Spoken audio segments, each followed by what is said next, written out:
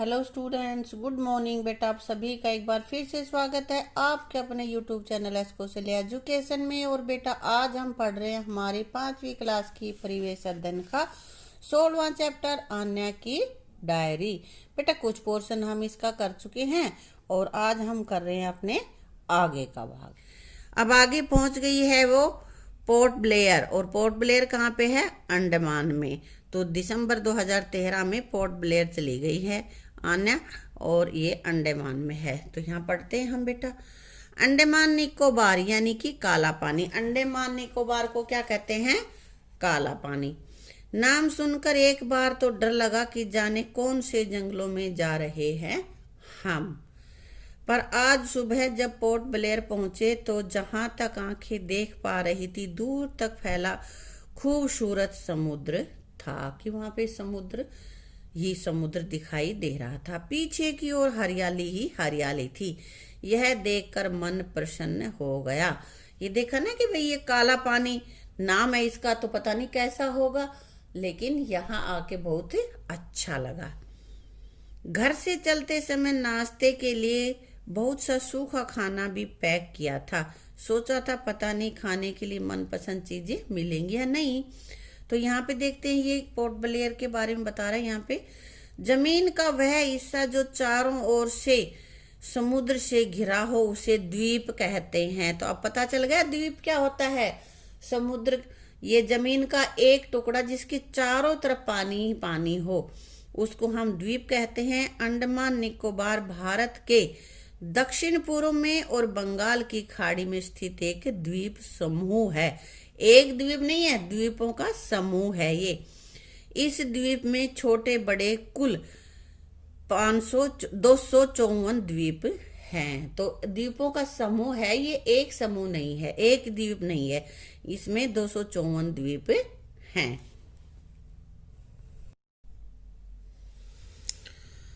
पर यहाँ आकर देखा कि पोर्ट ब्लेयर में दुकानें आधुनिक सामान से भरी पड़ी थी। देखकर लगा कि अपने ही देश के इस खूबसूरत हिस्से को मैं अभी तक क्यों नहीं देख पाई।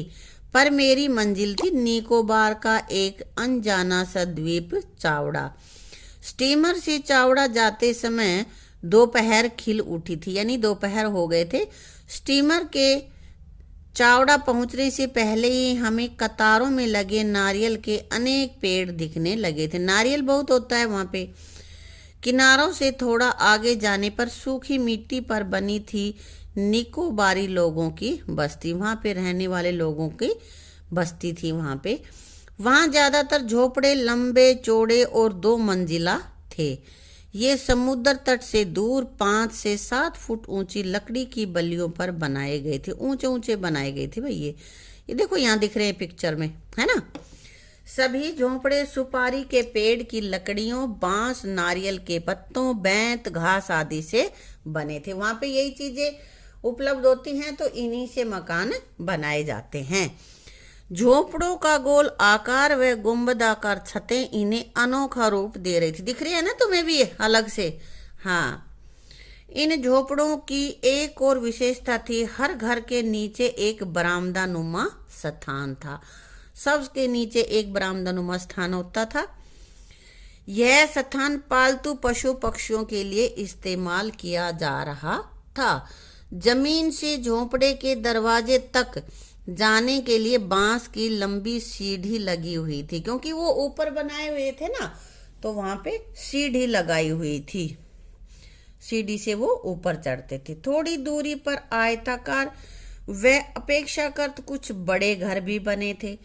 ये इस द्वीप के कुछ धनी परिवार के लोगों के घर थे। तो बेटा तुमने भी देखा है, जो अमीर होते हैं उनकी बड़ी बड़ी कोठियां होती हैं, जो सामान्य लोग होते हैं उनके थोड़े से और सामान्य घर होते हैं, और जो गरीब होते हैं वो बेचारे अपने झोपड़ी वगैरह में रहते हैं, है ना। लेकिन है तो सभी के घर ही वो भी। चावड़ा की खूबसूरती देखते देखते शाम हो चली। समय था वापस लौटने का। द्वीप के लोगों ने भी झोपड़ों के अंदर जाने के लिए बाहर लगी सीढ़ियां ऊपर खींच ली थी। उतरने के लिए वो अपने दरवाजों पे लगाई हुई थी ना। सोने चले गए अपने ऊपर, तो सीढ़ियां हटा ली, कोई ऊपर ना चढ़ पाए, है ना।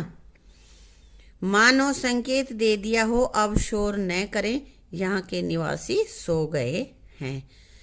है ना बेटा? तो ये क्वेश्चन हम कर लेंगे बाद में। तुम्हारे घर को बनाने में लकड़ी का इस्तेमाल कहाँ का हुआ है? तुम्हारे घर बने हुए हैं, उनमें कहाँ का लकड़ी लगी है बेटा? खिड़की, दरवाजे, है ना? और क्या हो सकते हैं? रोशनदान भी हैं, अलमारियां भी हैं, दरवाजों की चौखट भी हैं। तो यहाँ पे मैंने लिखा है खिड़कियां, दरवाजे, चौखट, अलमारियां व रोशनदान में लकड़ी का प्रयोग हुआ है। क्या तुम्हारे घर में पशु हैं? यदि हाँ तो तुम उन्हें कहाँ रखते हो? अब बेटा जिसके घर में पशु है वो लिख देगा हाँ, और कहाँ बांधे जाते हैं उनकी भी जगह भी का नाम लिख देंगे। यहाँ मैंने लिखा है हाँ, पशु के बाड़े में। अगर किसी के घर में पशु नहीं है तो वो लिख देगा नहीं। अब पशु है ही नहीं तो रखेंगे कहाँ? उनको ये भी नहीं लिखना पड़ेगा, है ना? तुमने पढ़ा कि निकोबार के लोग सांकेतिक रूप में रात को सीढ़ियां ऊपर खींच लेते हैं। और तुम ऐसा संकेत कैसे देते हो? यानी कि रात को तुम कैसे संकेत देते हो? रात को सोते समय अपने बल्ब बंद कर देते हैं सारे, है ना? बत्तियां बुझा देते हैं तो हाँ पता चल जाए कि भाई लोग सो रहे हैं। घरों की बत्तियां यानी कि लाइटें बुझा देते हैं, अंधेरा हो जाता है और पता चल जाता है बाहर वाले सबको भाई सो गए, है ना? अलग अलग स्थानों पर बने ये कई तरह के घर हमें बहुत सी बातें बताते हैं। सबसे जरूरी बात, घर या बसेरा लोगों की जरूरत और मौसम के अनुसार ही बनाया जाता है। कि जिस स्थान पे हम रह रहे हैं वहाँ की जलवायु के हिसाब से ही हम अपना मकान बनाते हैं। वहाँ जो चीज़ें उपलब्ध हैं उन्हीं से मकान बनाते हैं। मकान बनाने में लोग उन्हीं चीज़ों का प्रयोग करते हैं जो आसानी से आसपास मिल जाती हैं। मकान का या छोटा या बड़ा होना हमारी आर्थिक स्थिति और इच्छा पर निर्भर करता है। भाई जो अमीर हैं वो बड़े बड़े घर बना लेंगे और जो गरीब है वो अपना काम चलाने के लिए एक कमरे का घर भी बना सकता है ना?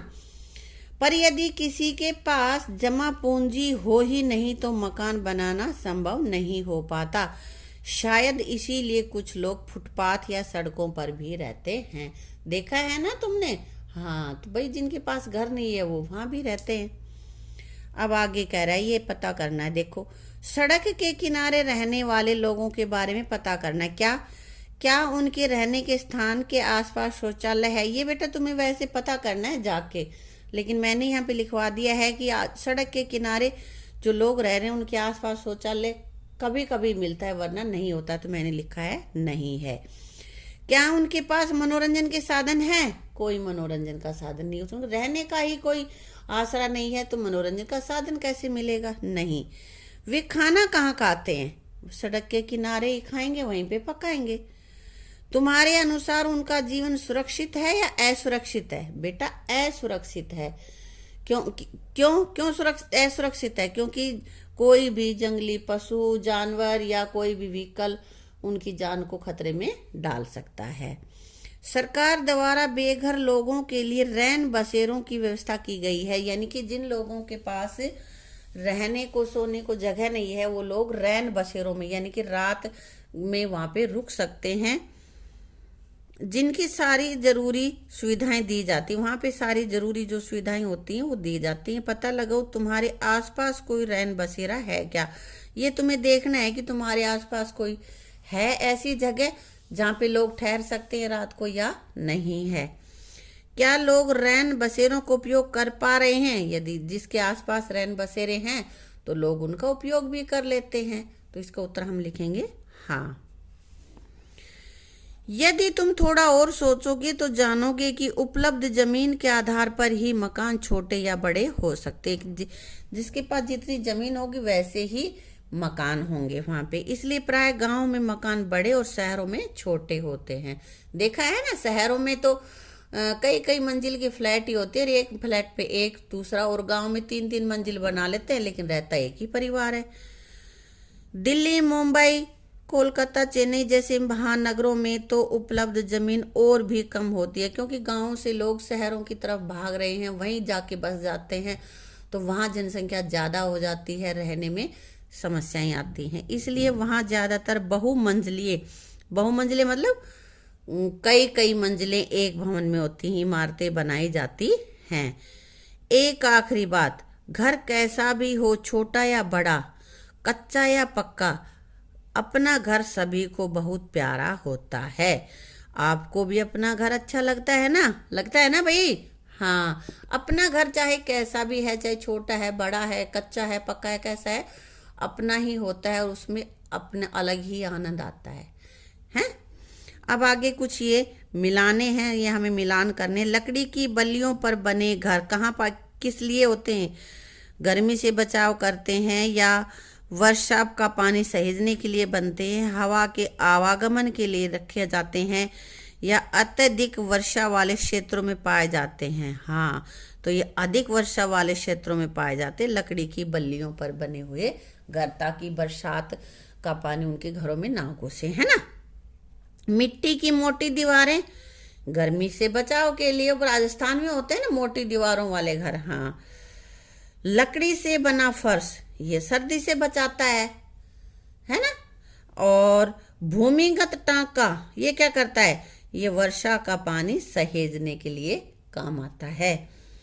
आमने सामने स्थित दरवाजे ये हवा के आवागमन के लिए होते हैं, ताकि हवा आर पार निकल जाए। ठीक है। अब बेटे क्वेश्चन देखते हैं। क्या आपके आसपास आर्थिक आधार पर बंटे हुए घर देखे हैं, और यदि ऐसे हैं तो ये ऐसा क्यों होता है? तो बेटा देखे हैं ना घर, तो हाँ, अमीर लोग बड़ी बड़ी कोठियों में रहते हैं, और जो मध्यम वर्गीय लोग हैं, जो सामान्य हैं, वो सामान्य से घरों में रहते हैं, और जो बहुत ही गरीब लोग हैं वो झोंपड़ियों में रहते हैं। और ऐसा क्यों होता है? पैसे की अधिकता और कमी के कारण। जिनके पास ज़्यादा पैसा है वो बड़ी बड़ी कोठियों में रह लेते हैं, और जिनके पास कम पैसे हैं वो झोंपड़ियों में या सामान्य से घरों में रहते हैं। ठीक है। अगला प्रश्न हमारे पास है, घरों के आकार, डिजाइन, निर्माण सामग्री के आधार पर किसी परिवार की आर्थिक स्थिति का अंदाजा लगाया जा सकता है क्या? बताओ। हाँ, अंदाजा लगाया जा सकता है। घर किस तरह से बना हुआ है, कि भाई कच्चा घर है, पक्का घर है, बहुत बड़ा घर है, छोटा घर है, इससे हमें पता चल जाता है कि ये इनकी आर्थिक स्थिति अच्छी है या थोड़ी मंदी चल रही है। ठीक। भारत का राजनीतिक मानचित्र अपनी कॉपी में चिपकाओ।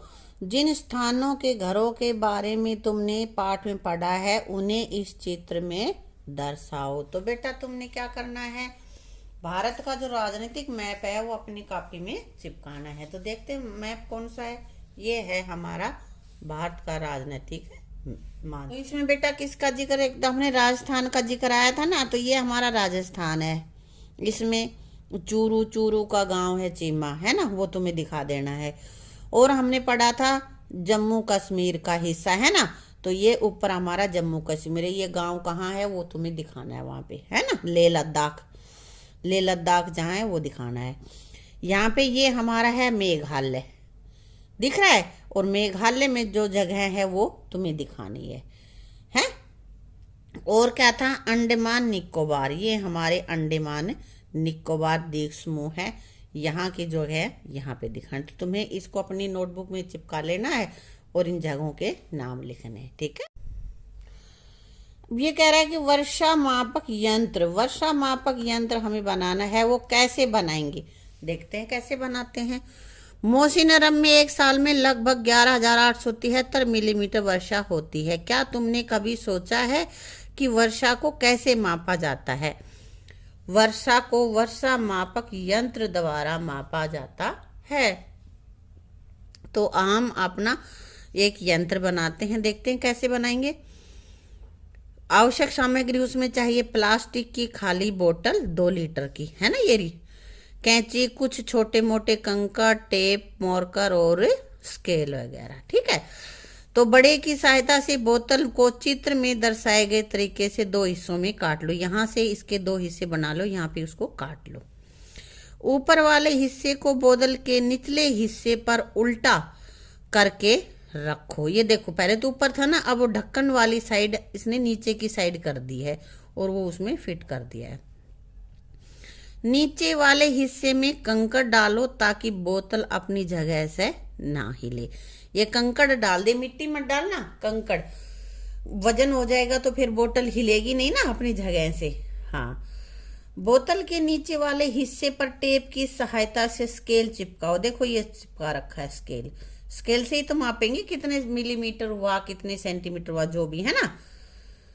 और मार्कर से सेंटीमीटर और मिलीमीटर के निशान लगाओ। लगा लिए निशान, ये लगा रखे। शून्य के निशान तक पानी डालो। जहां तुमने शून्य शुरू किया है वहां तक डालो, क्योंकि नीचे कंकड़ है, कंकड़ में शून्य तक का पानी तुम अपने आप इसको भर दो। फिर वर्षा शुरू होते ही वर्षा मापक को किसी खुले स्थान पर रखो, जैसे स्कूल का मैदान, घर की छत, ताकि वर्षा का पानी सीधा उसमें गिरे। ये नहीं कि किसी नाली से होते हुए जाए, सीधा उसके अंदर गिरे। 24 घंटों के बाद स्केल को पढ़कर पता लगाओ कि बोतल में कितना पानी इकट्ठा हुआ। इसे तुम एक दिन में हुई वर्षा का अनुमान लगा सकते हो। आ गया समझ में कैसे बनता है वर्षा मापक यंत्र? सिंपल सा काम है, एक बोतल काटो और ऊपर के हिस्से को उसी बोतल में वापस डाल दो और फिर उसमें कुछ कंकड़ डालो ताकि बोतल हिले नहीं, वरना तो बोतल हल्की होती है ना। और फिर उसमें पानी डालो जहां तक 0 लिखा हुआ है स्केल से माप के, और फिर उसमें खुले स्थान पर रख दो। जब वर्षा आ रही है तो उसमें खुले स्थान पर रख दो ताकि वर्षा का पानी सीधा उसमें गिरे, और फिर उसको माप लेंगे। ठीक है बेटा? तो बेटा इसमें हमने अलग अलग जगह के वातावरण, रहन सहन के बारे में, मकानों के बारे में हमने जाना है। तो इस लेसन को अब हम यहीं समाप्त करते हैं। तुम जो भी इसके अंदर कॉन्सेप्ट हमारा आया है कि हमारा रहन सहन, हमारे मकान किस तरह के, किस किस तरह से बनते हैं, कैसे कैसे बनाए जाते हैं, वो सब इसमें आया है। उसको अच्छे से लर्न कर लेना और अपनी नोटबुक में राइट भी कर लेना। ठीक है? Thank you.